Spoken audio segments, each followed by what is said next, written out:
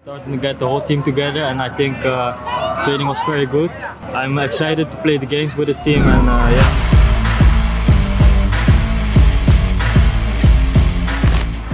Manajer Timnas Indonesia konfirmasi kondisi Sandy Walsh, Jordi Amat, dan Zain Patinama.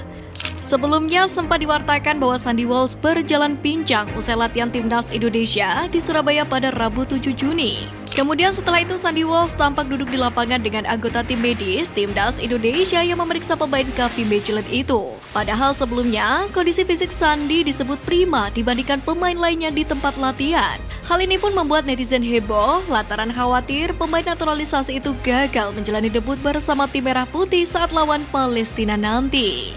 Kabar cedera sebelumnya juga menerpa bek Timnas Indonesia Jordi Amat. Bahkan bek yang membela klub Malaysia Johor Darul Takzim ini dikabarkan berpotensi absen saat laga melawan Palestina dan Argentina.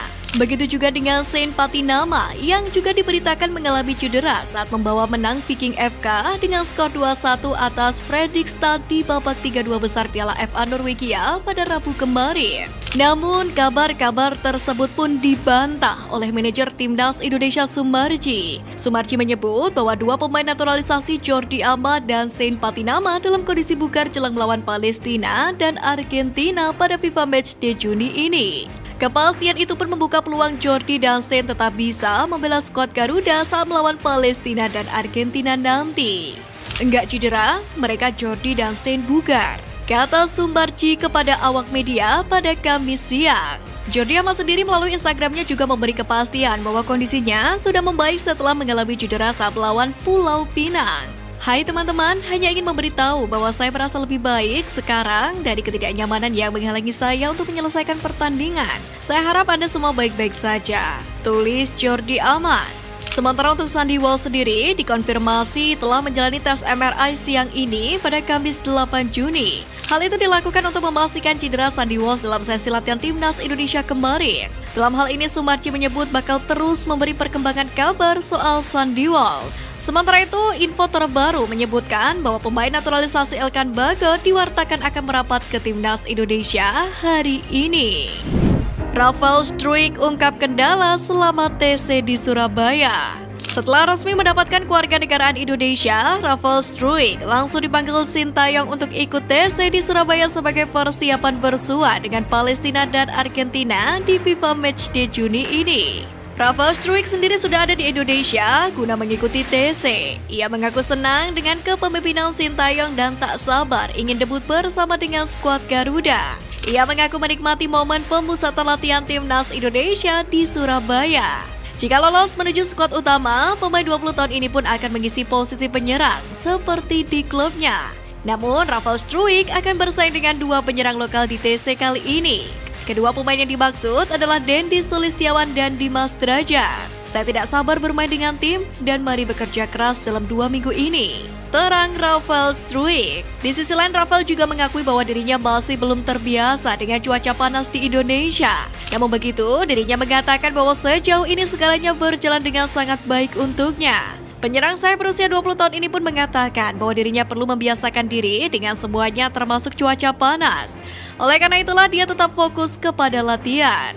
Sejujurnya saya harus terbiasa dengan cuacanya. Namun menurut saya semua berjalan dengan baik, ucap Rafael. Cuaca panas di Surabaya memang sangat menyengat. Namun menurut Struijk ini lebih baik daripada hujan. Sebab latihan di tengah hujan akan lebih menyulitkan. Sintayong hadir di TC, alasan absen 3 hari terungkap.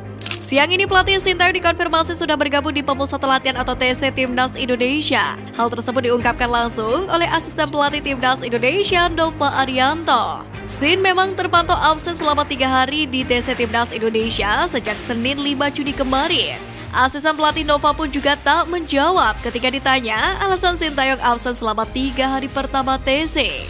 Untuk itu, pelatih fisik Timnas Indonesia Shin Sang-gyu dipercaya untuk mengawasi Dimas Derajat dan kawan-kawan. Saat disinggung ketidakhadiran Sintayong, Nova Arianto memilih untuk bungkam. Namun, ada kabar yang menyebutkan bahwa Sintayong didampingi analis Timnas Indonesia Kim Jong Jin berburu pemain keturunan Grade A di Eropa.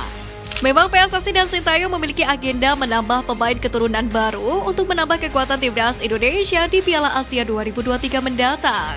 Di satu sisi, TC Timnas Indonesia juga belum diikuti oleh semua pemain. Per Rabu 7 Juni kemarin baru 15 nama yang bergabung ke TC Timnas Indonesia. Sementara Sintayong sendiri memanggil 26 nama ke TC skuad Garuda.